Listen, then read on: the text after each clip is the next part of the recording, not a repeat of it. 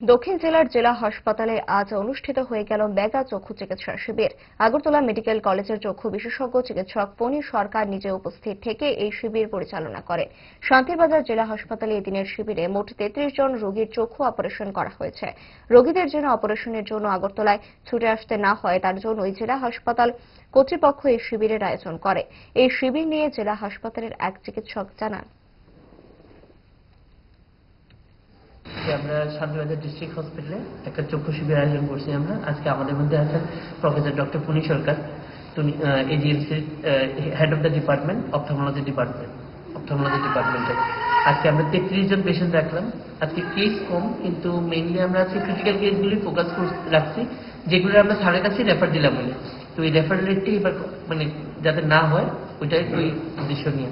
সিএডো exfoliation syndrome আছে, chronic uveitis, কিছু glaucoma patient আছে, কয়েকজন পেশেন্ট আছে ওয়ান নাইট ক্যান্সার পেশেন্টের মধ্যে আছে, কিডনি পেশেন্ট যারা আমি জীবিতে রেফার লাগলো হইলে তারা আজকে এখানে পরিষেবাটা পাইতেছে। তো এখন অব্দি সব অপারেশন খুব সুন্দরভাবেই হয়েছে। স্যার থাকায় আমরা আরো বেশি উৎসাহিত। আমরা ক্রিটিক্যাল কেসগুলো নিতে পারছি। স্যার আমরা কন্টিনিউ গাইড করতেছেন যে এইসব কেস ইন ফিউচার আমরা এখানে কিভাবে আরো সুন্দরভাবে করতে পারবো।